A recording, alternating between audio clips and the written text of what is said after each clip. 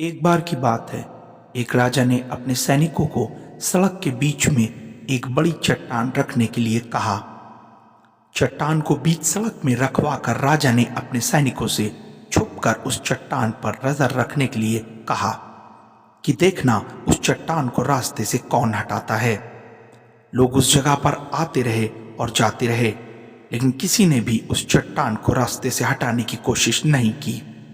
उस चट्टान के पास से लोगों के गुजरने वालों में राजा के कुछ करीबी लोग और शहर के बड़े व्यापारी भी शामिल थे, और उनमें से कुछ लोग तो राजा को ही कोसने लगते कि क्या राजा इस चट्टान को भी रास्ते से नहीं हटवा सकता।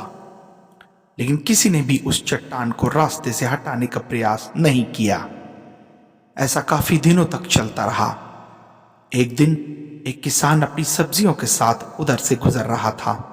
उसने चट्टान को रास्ते में पड़े देखा और सोचा कि सबको इस चट्टान की वजह से कितनी तकलीफ हो रही है। उसने अपनी मजबूत लाठी से उस चट्टान को एक तरफ धकेलने की कोशिश शुरू कर दी। काफी कोशिशों के बाद वह उसे सड़क से हटाने में कामयाब हो गया। चट्टान रास्ते से हटाने के बाद किसान अपनी सब्जियों को उठाकर जाने ही वाला था कि अचानक उसकी नजर एक पोटली पर गई, जो ठीक उसी जगह पर पड़ी थी जहां से उसने वह चट्टान हटाई थी।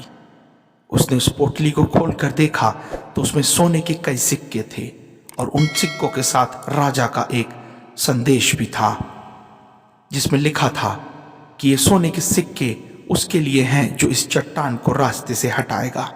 दोस्तों, बिल्कुल ठीक इसी तरह हम सबके लाइफ में भी कभी परेशानियां आती हैं। कुछ लोग उन परेशानियों से बचकर निकल जाते हैं और कुछ रास्ता बदल देते हैं, और चंद लोग ठान लेते हैं उन परेशानियों का हल निकाल लेने की, और ऐसे ही लोग मुश्किलों में संभावनाएं और संभावनाओं में छिपे अवसर खोज लेते हैं। दोस्तों, मजबूत इरादे और नेक दिल के साथ की गई कोशिशें हमेशा परिणाम लेकर आती हैं, और उनके परिणाम अच्छे होते हैं।